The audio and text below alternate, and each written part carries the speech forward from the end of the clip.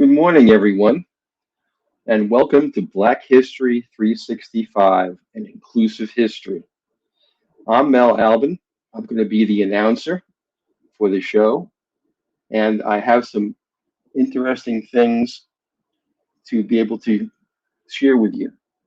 Um, Black History 365 is both a unique and an important history, and it revolutionizes how history is understood and taught to a large extent. So, we need to start with a premise. What is history? It seems like a simple question. It is studying the past, right? Isn't that what it is? But exactly what is the past? And how do we come to know it? History has been described as four things: the study of people, actions, decisions, interactions, and behaviors. This is a broad canvas to paint on. To elucidate and to understand this concept of history, we need to ritually ask a question. What do we mean by that? And this is the way we have to approach history. First, the study of which people are we talking about, if we're talking about people. Second, whose actions, and why only these actions? Third, which decisions, from the myriad of decisions in any culture, how do we consider which ones to include and which ones to leave out, and why? Fourth, what do we mean by interactions? And does interactions also include exclusion as a form of interaction? Finally, behavior. Behavior of those are how do we understand the intentions when we talk about people's behavior? They're not here anymore, they're dead. So how do we understand what their intentionality is from their words? History is just not simple. History is elegant, and it takes a lot of effort to really understand an inclusive history, not an exclusive history. So when we make these determinations about what to study, who to include, which decisions to count, what interactions do we focus on, whose behavior, and who do we study, and also what choices do we have to make? Then what we include and exclude becomes very revealing. It tells us a lot about how difficult doing history really is. History is a lot like a lost and found. Much of it is lost in the process, and suddenly it is found when we do discovery. It was always there, but simply was left out. And the question is, why? Why are some things left out of the historical record and others included? It was left out because, and this is an important question. It's often left out because history is at bottom a truly ideological enterprise. So that raises an important question. What is an historical fact? And how do we understand that fact? Often the fact is at least three times removed from reality. First, if we look at sources, there are what is called in history a primary source and a secondary source. Primary sources are things like original documents, like our Declaration of Independence or the Constitution. What do these documents tell us? First, they were written by someone who is in his or her interpretation of an event. So if somebody wrote the Declaration like Thomas Jefferson, it's his interpretation of the event. And we can't ask them what they really meant because they aren't with us anymore. Then it's interpreted by someone who now looks at it through their particular perspective and cultural constraints. And they may write something about the Declaration of Independence and or any other document. Now it is someone's interpretation of something that happened. So we read this interpretation and it becomes our interpretation of someone's interpretation of someone's interpretation of an event. Now it's three times removed from reality. So what is a historical fact? It's not easy to identify. So actively recovering the past as facts may not be as easy as it first seems. So here we are at an exciting new show and history. Black History 365, an inclusive history. Why inclusive? We should all remember that women's history was until very recently a separate field, left in many universities to women's studies. It wasn't even part of the history programs. And the existence of non white people was recognized by historians only in the context of imperial history, by historians who only looked at it from the standpoint of colonialism or from a country that was doing what they used to call discovery. Discovery, we've now found, is not an accurate term because people were already there. They had already discovered the location and the geography. And all explorers did was actually find people, indigenous people, in different areas of the globe. But they certainly didn't discover. So we still have our borders, which are imposed by our institutions or funding authorities. Now disciplinary frontiers are finally beginning to be redrawn. And this is what is so important and new and what this show is about. This show is about Black History 365. Because the subject matter of this show and the textbook written by our hosts, Dr. Walter Milton Jr. and Dr. Joel Freeman, includes the history of Black Americans, a result of the African diaspora. That's where an inclusive history begins, in Africa, and that's where it should begin. Black history needs not and should not be a separate history. We shouldn't celebrate it for 1 month as we do every February. It should be part of everyday life and woven into the fabric of American culture and history. Why has it been for so long non-existent or a separate history? Because, as I have indicated, the study of history is an ideological enterprise, and the heavy hand of racism looms large in our understanding of the past. It has left out Black people and their achievements as part of everyday life of what America was, America is, and will become. The 10-episode series that we're about to engage in will focus on Black Lives Matter. That's where an inclusive history begins. It'll integrate all Black lives within the context of America's past. We simply can't understand what America is unless it's an inclusive history, and that's what this show is about. To fill in the blanks for you, all the things that were left out, so that you understand the fabric of American history from a different perspective, an inclusive history. The Source TV radio network is proud and excited to have our new 10-part series, Black History 365, an inclusive history with our hosts and creators of the textbook, Dr. Walter Milton Jr. and Dr. Joel Freeman.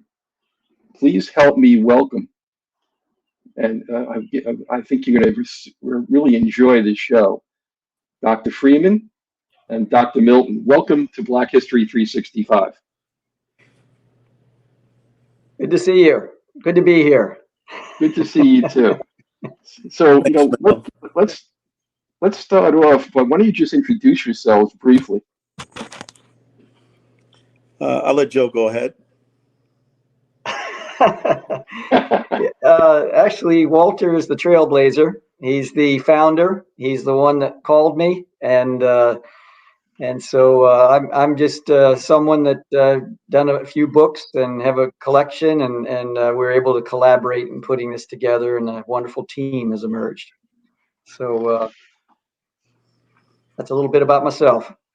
Wonderful. I know Dr. Milton. Can I call you Walter? Is that okay? That's perfectly fine. Okay. I know, Walter, that you served in education for 25 years.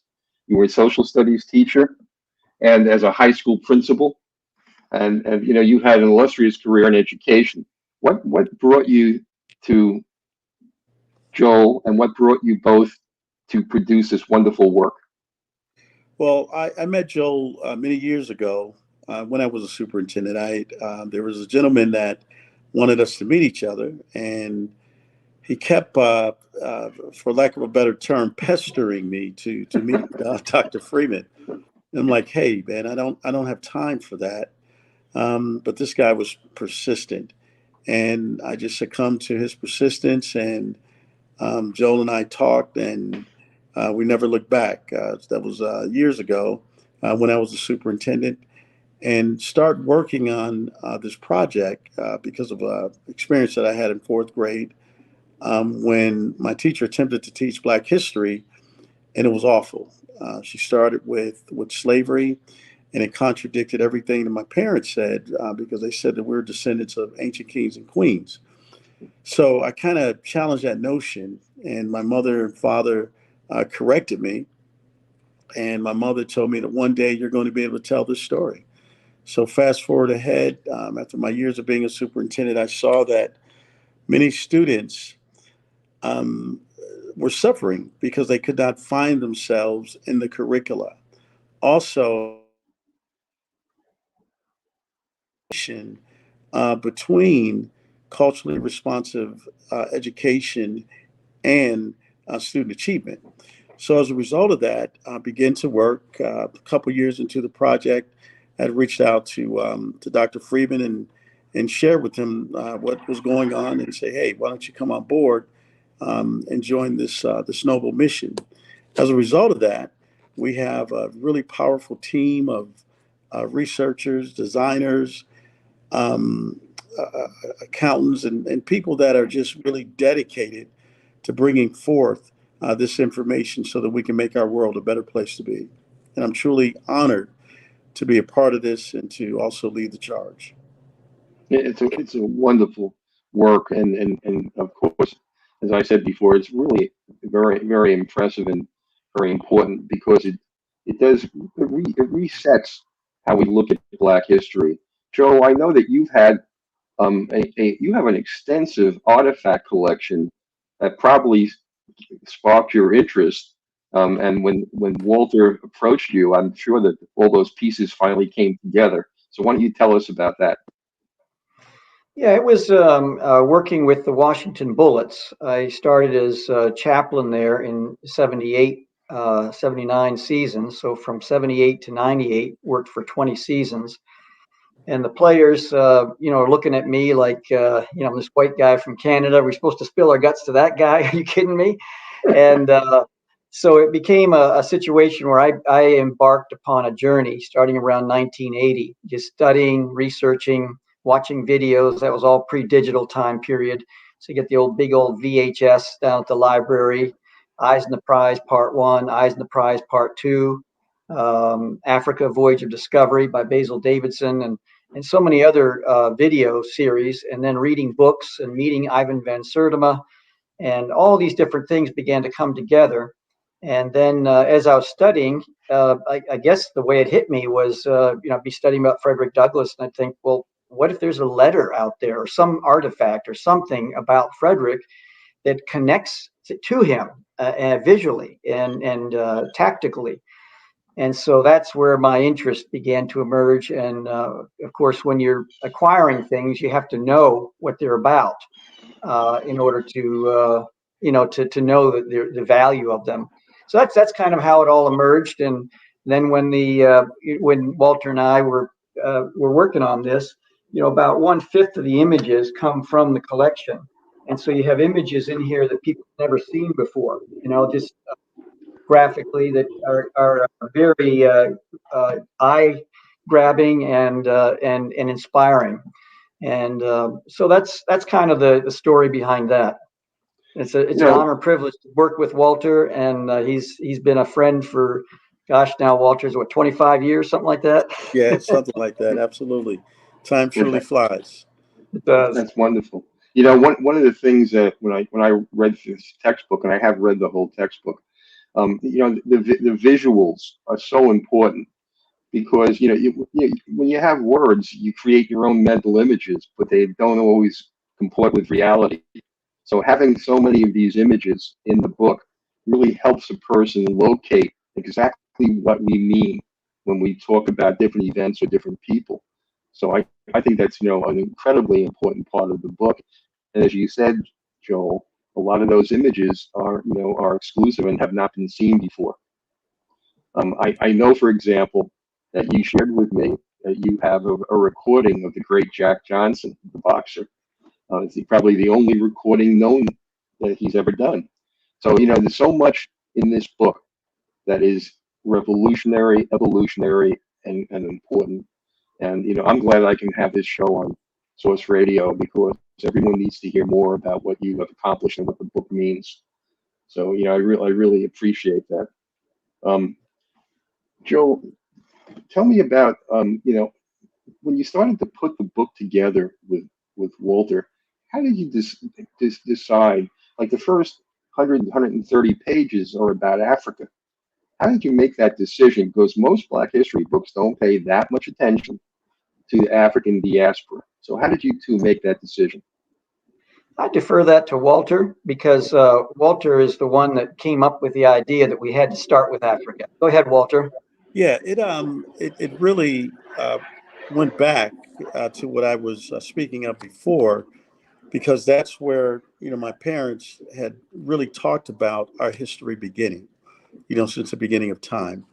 And I thought that being an educator for so many years, you look at textbooks, and oftentimes they start on page 250, and it's the introduction to slavery. But we want it to be authentic. We want it to be organic in terms of our research, and really set a backdrop that had never been set before, and try to connect all the dots in the process. So we had to go back to the beginning. So we dissected the word Africa, and we came up with a term called a Kubalon. And then we studied from that ancient place all the way past George Floyd. So we wanted to make something that was relevant historically, but also relevant contemporarily, and tie those two together where it can make sense. It's exciting, with the QR codes and the images that we're talking about right now, the music. And so we wanted to have a textbook that was very unique in nature and one of a kind. Walter, one of the things you're mentioning, still today, and it's really mind-boggling. Some people think Africa is a country, Right. not a continent.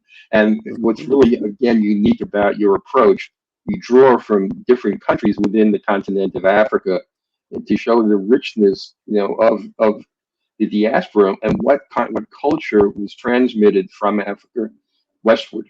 And like you pointed out, most books never start with that and never examine, how these pieces fit together when we talk about the origins of Black Americans in Africa.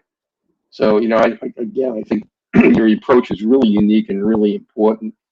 Um, okay, so when you both decided to start on this work, how did you assemble your team? That's a great question.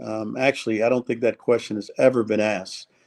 What happened? We wanted to tap into the knowledge and expertise of people that we've known, also people that had a proven track record, and we really introduced the concept to them. But some people joined us as we began to elevate ourselves, because they saw the worth in this product, and they wanted to be a part of something that was meaningful, that was going to be impactful for young people, and impactful for the world at large. And so I think that not only our people are bought into the whole construct of doing this work, but they all own it, if you will. And one of the things that we always say, that this is not transactional for us; it's very missional. And I think we all live towards into that mission. Well, um, I think Walter, the team you've assembled is really interesting. Do you want to talk about any of the members of the team to give us, a more in-depth understanding? Yeah, we have it's we have so many. I don't want to miss any, but I want to just make a blanket statement and say that everyone associated with the team is amazing. They all bring skill sets that are needed, skill sets, of course, that are relevant, and still skill sets that are long lasting. I think that they have all bought into this, and we try to operate as one big family. We have a strong professional development leadership model that's really catching on to a lot of school districts. We have a design team that's really structured to make sure that we have the quality look, and that we put forth our information that's going to be eye catching, and also knowledgeable, of that work. We have a publishing arm.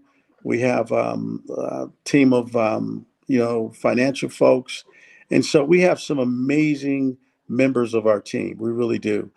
We have a good sales team under great leadership. I'm very happy about the way that things have come together, and I think that the universe and God has blessed us in many ways. Yeah, I noticed also your introduction to the book is by Andrew Young.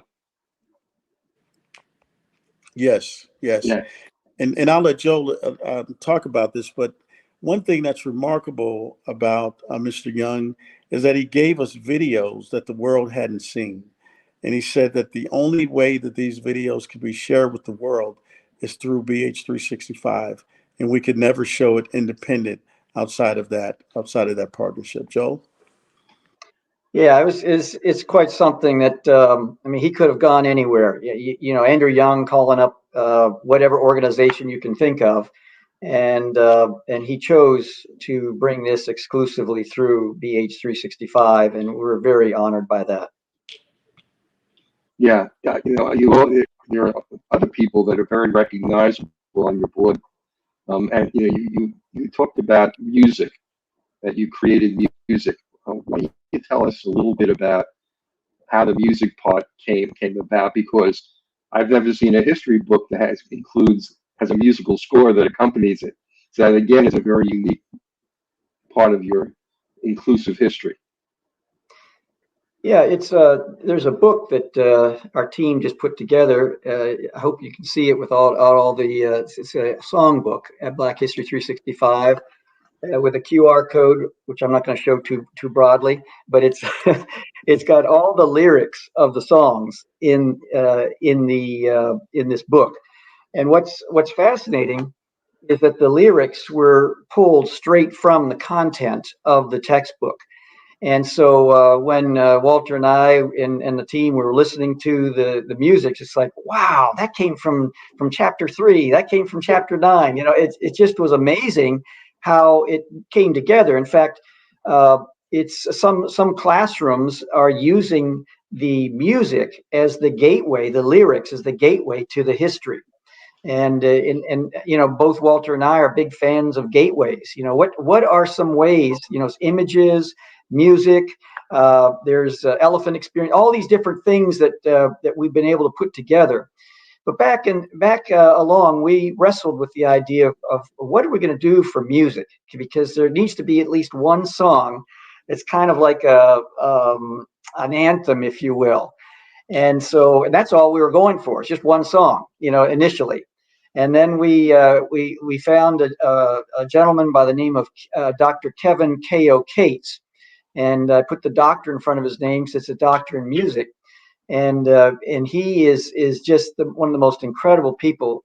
Other rap artists have actually listened to the lyrics and listened to the songs and have said, I couldn't do that. Because as KO has mentioned, his stage name is KO, has mentioned, is that it's you have to almost be dispassionate, like a journalist in some place, a war-torn country, and there's someone dying over there, and the journalist is just reporting without weeping. And he said that as he and his team, his musical team, they had to go through, because when you're doing songs that include lynching and all the different other things in the horrific history, part of the history that we look at, it's just very difficult. And he says it's so hard because so much emotion was coming up inside of him when creating these songs. But he said in order for it to be learning, that they did it a certain way. And people who listen to the music on iTunes and other sources have said that this could become the next Hamilton on Broadway. It's that good because it provides an anthology of American history, starting with ancient Africa, ending in Canada, and everything in between. And so it's pretty fascinating. It's interesting that you mentioned this, because one of the things that the book addresses is learning styles. Not everybody learns the same way. Some people learn from visual imagery. Some people learn from printed text. Some people learn from hearing music. And what makes it so relevant to the classroom is it really applies to all different learners. It's not just one style, not just only text. And and you also integrated technology into the book with QR codes, and you can take people on a tour of different ways to understand the message or the mission. And I think when you talk about an inclusive history, we have to talk about inclusive learning. That it's not just the history, but you've made it so people with different propensities, in order to understand a subject, can approach it from different points of view. We all know that it's becoming harder and harder for people to read more than one page. And for those that have difficulty, focusing and spending time reading, you offer so many different ways for that person to learn. So, for me, the inclusiveness is not just history, but it's actually how you manage to create learning styles within the text. So, I think it's wonderful. So, um, Joel, can you talk a little bit about how your work in athletics connected you to history? Well, just working with ball players, I mean, it just their position in life attracts a lot of insincere people. And what happens is that they're looking at me and they're saying, does this guy really understand? Does this guy really get it? And of course, there's no way I can fully understand or get it. But somehow I tapped into some things that just, first of all, unconditional love, them knowing that everything is safe with me. They can tell me their deepest, darkest secrets. It's not going to end up in the Washington Post Tuesday sports section. And there's some things I'll just go to my grave with, things that I know from players. And it just, so that, to survive 6 coaching changes and 3 GM changes, that to me is the biggest miracle of all, because they clear the deck. And the players, you don't know you're really in with the players until they start teasing you. If they're treating you with deferential respect, it's you're not in. But when they start teasing you and pulling practical jokes on you, you're in somehow. And so some deep friendships emerged, and of course they wanted to know what did as a chaplain, what did Jesus look like? I didn't have a clue. What did people of African descent play in biblical and extra biblical history? I didn't have a clue. And so that's what forced me to study. And, that's with Walter and I, both of us have a brain trust of experience and research. Even though it took 2.5 years, for us together, Walter was doing stuff way before that. And I was doing stuff way before that. And then it all coalesced, as we worked on this together. So that's just the working with professional athletes was a big part of my journey anyway. And Walter has his journey that is very, very rich and deep. Again, I just want to spend a little more time with you, Joel. Then I have some questions for Walter.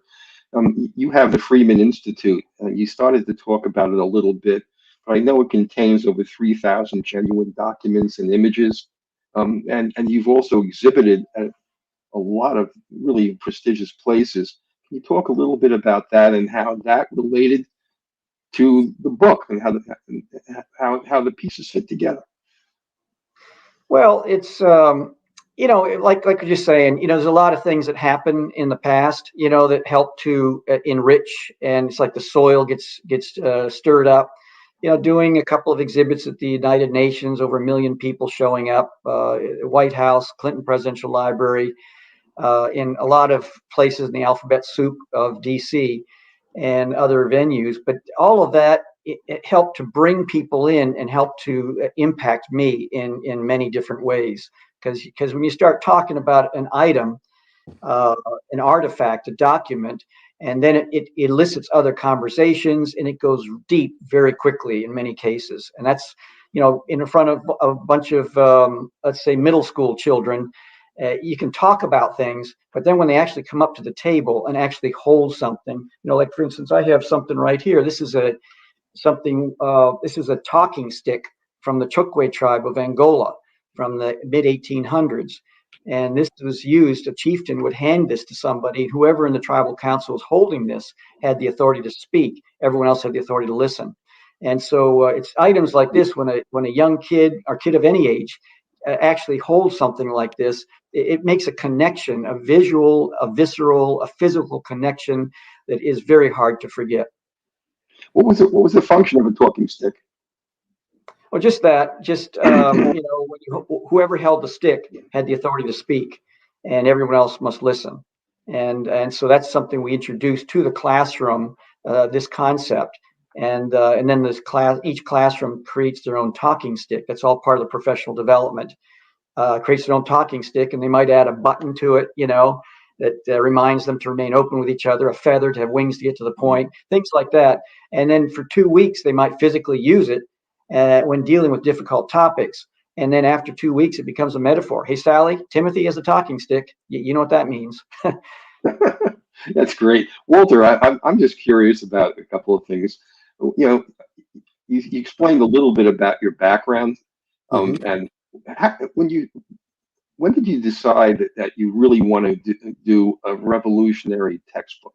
I mean, when did the concept hit you? I think the concept really hit me. Actually, it's been with me all of my life, number one, but it really hit me about like, hey, you need to do something about this about 7 years ago. That's when I really started thinking about it 8 years ago, and just said, hey, if not now, then never. And that's what the point that we came up with, and just went to work. But it has been an arduous task, daunting task to say the least. When we were working on it prior to Joel, it was long, it was tough. When Joel came on board, we had 12, 16-hour days, as he would say, and we didn't take any time off. I mean, it was every day, 365 days a year that we put our blood, sweat, and tears in this work. So we have a lot of work to do. We don't want to stop here because we have to constantly update and keep the relevant factor going. As you know, we have other grade levels. We start in kindergarten, we come all the way through, and I'm just excited about the potential, the future, the team, and all that we have to do. We have a lot of work to do, and we're still trying to get this in the hands of as many people as we can across the globe. Yeah, again, just to pursue this a little bit further, when did you actually decide on the page format?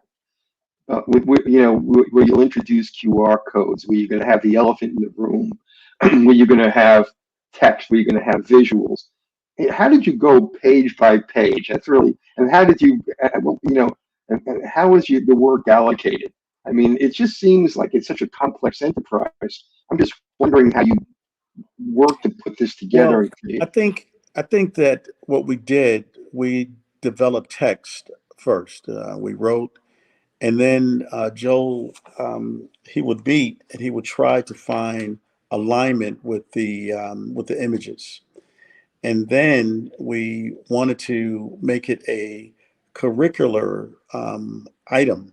So we brought the curriculum team in there, and they began to do it. The elephant experience was something, that we discussed because we knew that some of these topics were going to be hot, and to digest them, they had to be warned. And so that's our warning that this is going to be a hot topic here that's going to come forth. So as we were developing text, these other ideas were formulated in our mind, and we began to infuse them and implement them into the process. And so the process was seamless because I think that, coupled with Joel and I, we had people that were in concert with us and that were willing to provide input. We have ebooks.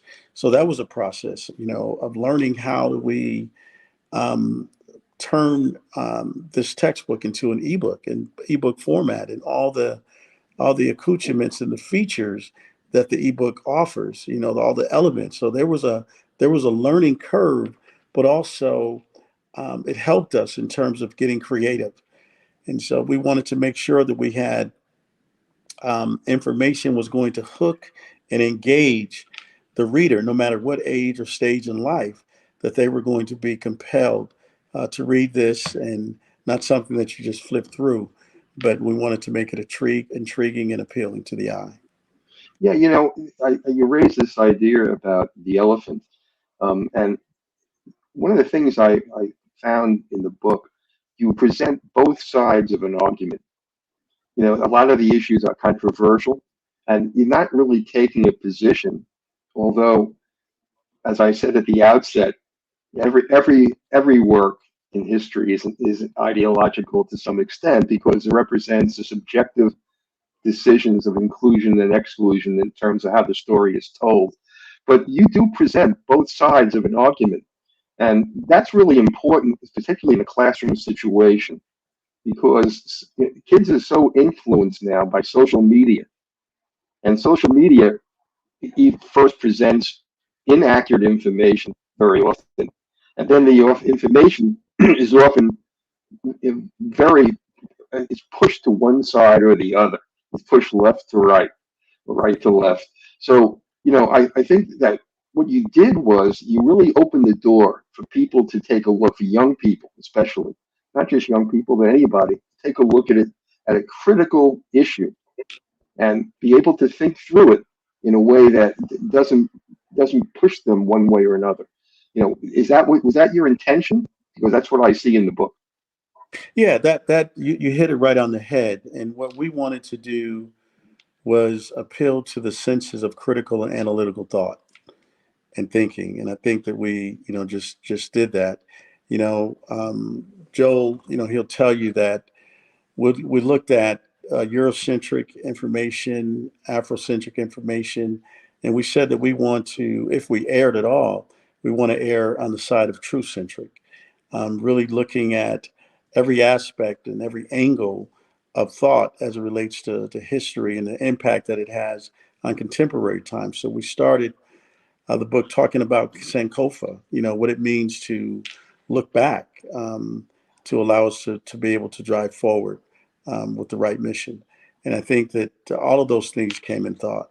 One thing about it, when you have the opportunity to just, close the doors to the world and focus on something of this magnitude, it brings out a high degree of creativity, a high degree of intellectual grit, and in a way that's going to really push and move us to impact in the lives of so many people across this world. Walter, again, one of the things that I thought about, I remember when I first started looking at the elephant experience and going through the text, I started thinking of something that Groucho Marx said in one of his movies. He said, "What are you going to believe, me or your eyes?" and that's what I loved about the elephant experience. It's the eyes. It's not the me. Yeah. And that's what sets your book apart. And it is ennobling. I mean, because very few books take that approach. Yeah, definitely. Yeah. Joel, do you have Could I anything to? check off that? Yeah, could I Go ahead. check off that? What Yeah. Walter has communicated is that just look at the hand here, and everyone can take use this as a metaphor, if you will. The thumb stands for uncomfortable experiences. And so just think of Uncle Tom, 3/5 of a human being, reparations, should we tear the statues down, scientific racism, can a white person ever fully understand the Black experience in America, Black people in a deadly dance with both American political party machines, and so on. There's over 50 of them in the textbook. And so that's uncomfortability. And if you just throw uncomfortability into a classroom, it's going to create chaos many times, and people canceling each other on social media and fights. And so we wanted to bring more of a healing approach, but it takes a schema and a process to do that. And things have to touch uncomfortability. And so the 4 other fingers represent, or a metaphor for 4 things that are in our statement of mission, is that number 1, to become critical thinkers and to really think things through. It's like in the movie Great Debaters with Denzel Washington. they went up against Wiley College, went up against Harvard and Yale and all the others, and they won. And the reason why they won is because they had to know 4 different topics. They had to know all sides of every topic, and they went at it. And then the second thing is to become compassionate listeners. 2 ears, 1 mouth. There's a parable there somewhere. And then thirdly, to become fact-based, respectful communicators. That's another touchstone to uncomfortability. Fact-based, very important. And then to have people pried loose of their confirmation bias bubbles and their echo chambers. And that's why we bring both sides without trying to weigh one way or the other. And sometimes, like even should we tear statues down, we come with a third rail. And the third rail in there is maybe we should leave them up and put another statue next to them that can sponsor tens of thousands of educational conversations. And then the final one, which is built upon the first 3, is to become action-oriented solutionists. So, okay, now we've done a full 360, a spherical view of this issue, this problem. Now, how are we going to solve this? What are we going to do? And as we know, throughout the struggle for civil rights and other things, young people have led the way many times. So to be able to inspire young people to go through this process and then come up with solutions that will blow all of our minds is a tremendous thing to watch. I have a question for both of you. When somebody in any grade level completes the text, in terms of who they are as a person, what would you love to see come out of it for anybody at any age that reads the text? What would you like to see come out of it in terms of personal development? Well, for me personally, I would love for them to become whole, complete beings, because I think that our textbook espoused the 7 components of their existence. We deal with the cognitive, the way in which they learn, the way that they process information, and hopefully this information will help them to become more intellectually astute. We help them to digest words and learn the etymology of words and the meaning of words, and increasing their vocabulary and helping them to become articulate agents in many ways. And then the emotional aspect, for them to understand that the way that they deal with emotional, making emotional decisions, is to have the cognitive inform them and to kick in and to really help them have an understanding of clarity and clarity of thought. And then the social aspect, what does it mean for them to belong, and what are their responsibilities of belonging in a structure, whether it's school, whether it's home, whether it's a community, and what are those responsibilities of those young people. And then the whole notion of who are they, where do they come from, the notion of spiritual awareness, understanding that no matter what, God is in the midst of all that we do and all that we say. And then helping them to understand, finances, believe it or not, helping them to understand what does it mean to build wealth. We've written a chapter on that, Black wealth, and what does it mean to be a consumer, and how that sometimes can impair this notion of moving on, or moving out of poverty, or what have you.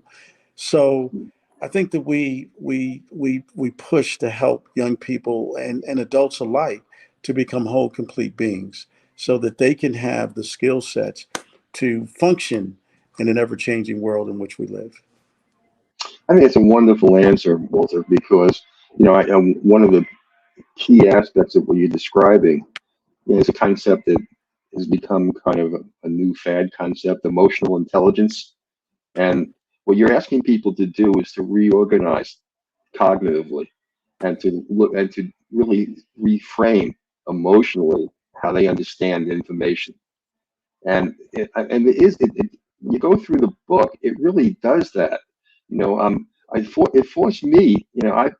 I'm trained as a historian, and it forced me to look at certain things that I just didn't want to look at. I had made up my mind already, and and I think what the book does, and I think again what you two have accomplished is remarkable.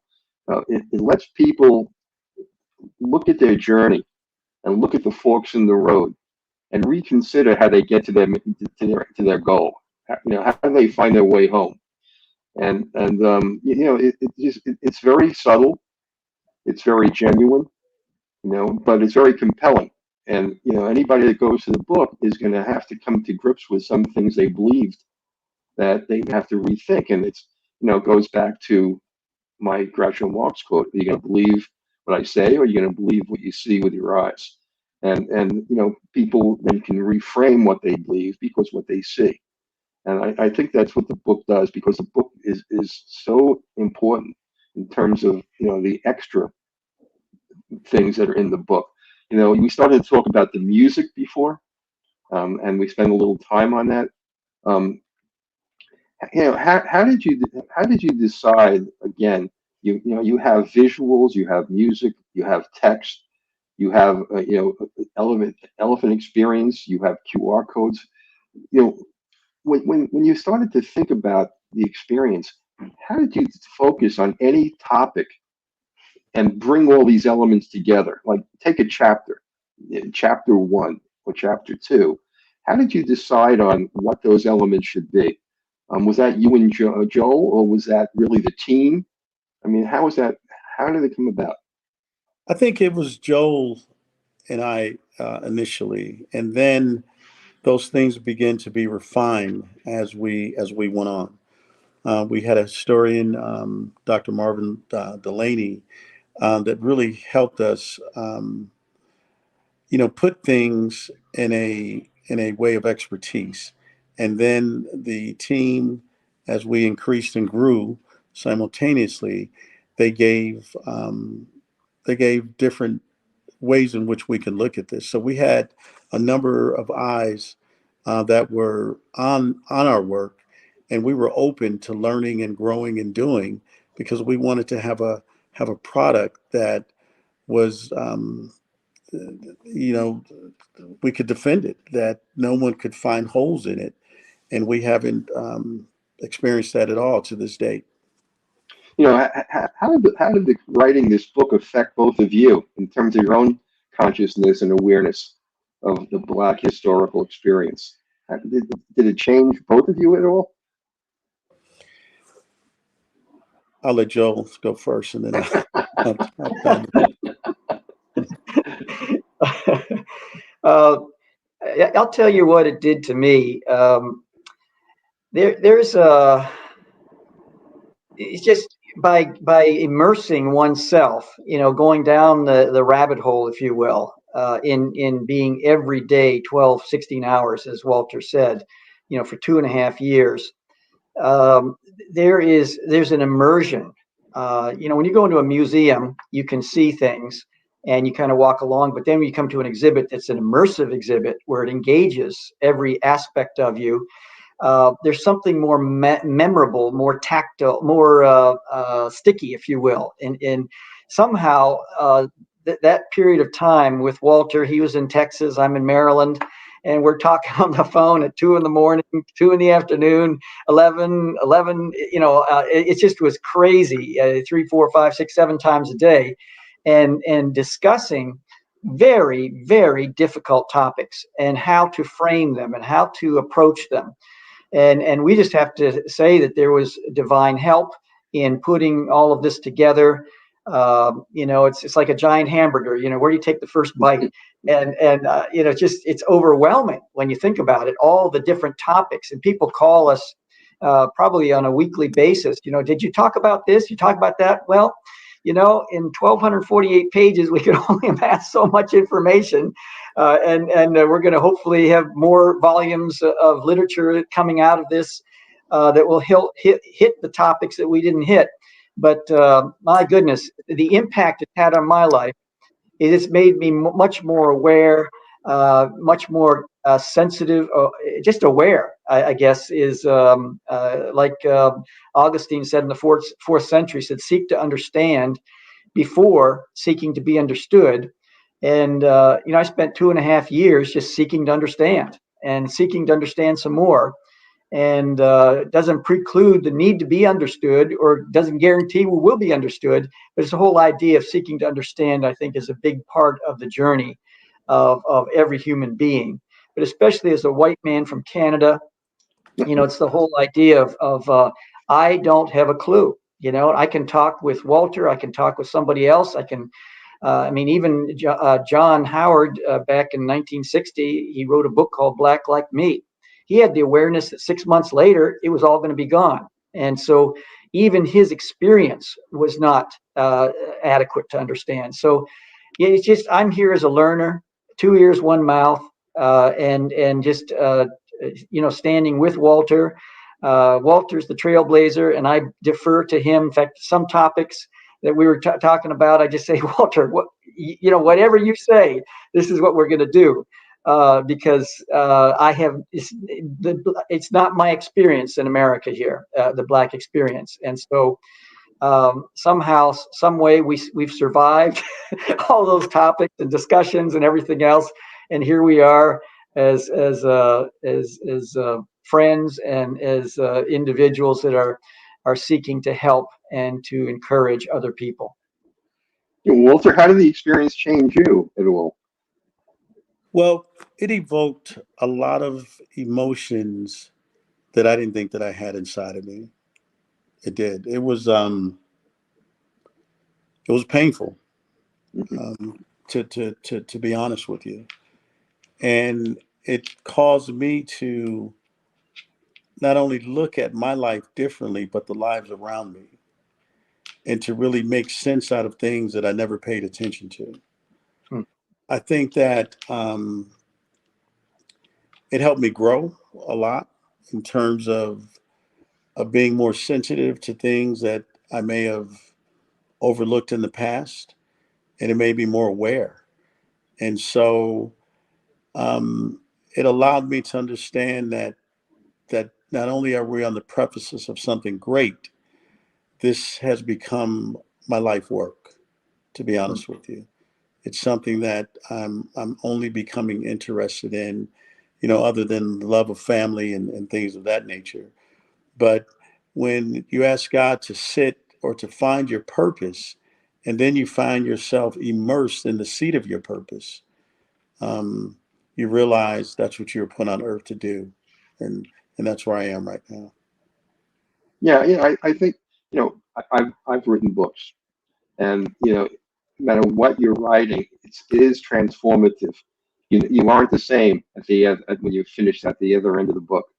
It changes you and changes how you think about things. So I was just wondering on a personal level, and I'm glad both of you answered that exactly. How this book really impacted your lives. Where is the book being used right now? You want to talk about that a little bit so our audience can have some understanding. And by the way, we have almost 4,000 people tuning in. Wow. Hello, everyone. Yes. Say hello to everybody. Right. Well, our book is being used in approximately 250 plus. You cut out briefly. Yeah, about 250 school districts across the country, a number of colleges and universities. Our book lies in the homes of many people across the country, and we just have so much upside to what we're trying to accomplish. And our goal is to really have an international connection at some point in terms of getting our work over there. I say over there, I'm talking about other parts of the world. Yeah. Joel, do you have anything to add? Yeah, it's something that as people, trying to explain this book or the whole curriculum on Zoom or StreamYard, wherever we're on Facebook or however people are watching this, is like trying to give a haircut over the phone. It's just impossible.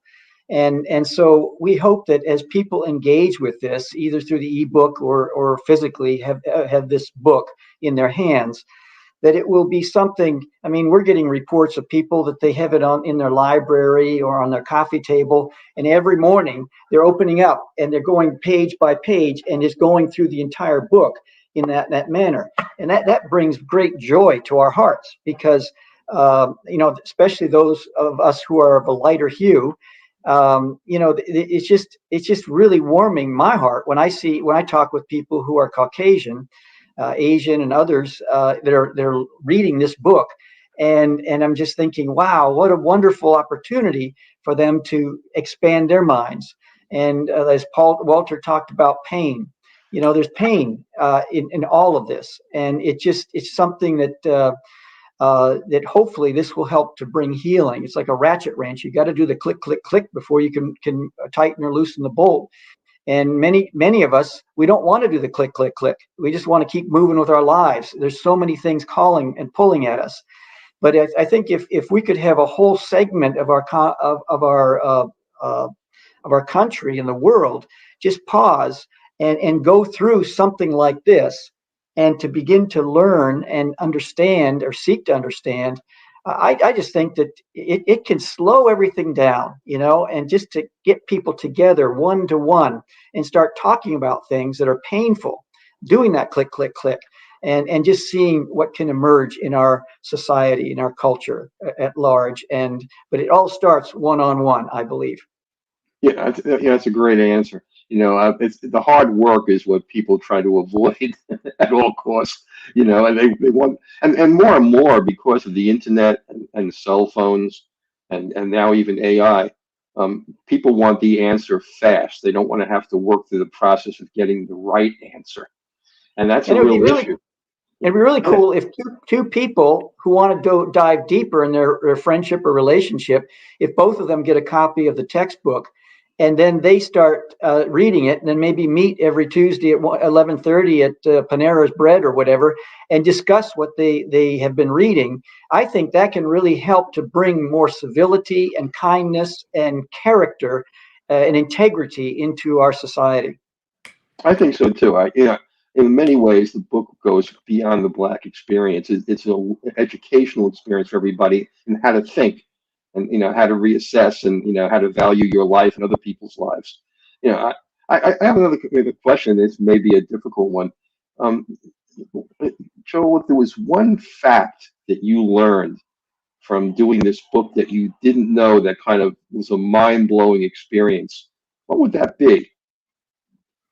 Well, I think it was more of a relational thing, just learning from Walter, and because most times when people let's say cross culturally start talking about things, it's just about sports. Hey, how who won Super Bowl, or who won a game or something like that, or the weather, and some will even delve into religion. But it's the whole idea of taking a deep dive with my brother Walter, and learning from him, and hearing his pain, and hearing how he's processing things. I think that was probably one of the bigger takeaways. Historically, that hits the head. But something about the relationship with Walter, and walking through very difficult conversations, and we still have them, and dealing with those issues, has really made an impact on my life, and it's in a profound way, and it's hard to even put into words. You know, that's a great answer. And I'm curious, Walter, just to reverse the question and have you answer Joel. What did you learn from a Canadian white guy doing this process? Well, I learned a lot. I learned that Joel has deep knowledge. He's very bright, very articulate, and I learned that we have to look beyond the exterior, and we have to find the human experience in life. And I think that that's what really taught me, because, like I told Joel, we've had very candid, open conversations about trust, and where I am with trust, and things that have happened to me on a personal level, and he helped me to understand that sometimes we have to look at things case by case and not a blanket look. I think that's really what you're both saying about each other, and I think that's wonderful. Let me ask you the same question I asked Joel. Yeah, I mean, you've been an educator, you've been involved with history. What did you learn as an important fact from your research doing this book that was either transformative or something that was mind blowing that you didn't know until you started engaging in this work? Well, one of the things that was intriguing to me, and it made me look a little further, in this whole notion of Uncle Tom versus Sambo. And oftentimes you hear people in the black community say Uncle Tom, and that's someone who is not, black enough, who's not pro-black, or what have you.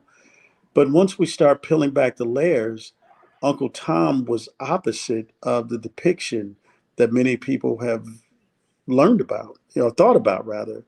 He was someone who really cared about black people. He would take lashes. He would give his cotton. He would do anything to uplift his culture and his ethnicity. And so that was really, really intriguing, to go deep in the surface, and then looking at this whole notion of the Willie Lynch letter and where that really came from, and how people were really stuck on believing the narrative that was placed with that, and it was all wrong. It's interesting you mentioned Uncle Tom. When Harriet Beecher Stowe wrote Uncle Tom's Cabin, later in life, she wrote a letter to Samuel Clemens, Mark Twain, and she wrote that no one really ever understood who Uncle Tom really was. Hmm. And I think in some ways, I think either she grew over time after she wrote the book, but I think she came to a similar conclusion that people were misinterpreting, that particular person because he stood for so much that was good in an environment that was so repressive. And he took on the responsibility, and he often took on the pain of other people, and was never seen that way.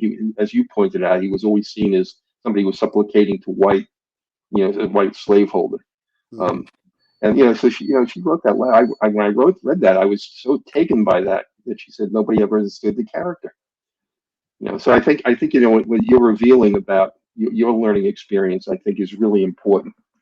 And I think that again, I wanted to explore the book from the standpoint of both you, Walter, and Joel, and first how you thought about creating this book, and second how the book recreated both of you. And I think that's what I wanted our listeners to know, because starting next week, we're going to jump right into the history and let people really see what we're talking about here, in real terms. So, I think this has been a really great educational experience for people to see the two authors and to understand their journey in creating a remarkable work that I think everyone really should have at their coffee table, for sure. Um, so, before we wrap up, is there anything that Walter, that I've missed or that you want to talk about as an introduction to Black History 365 and inclusive history?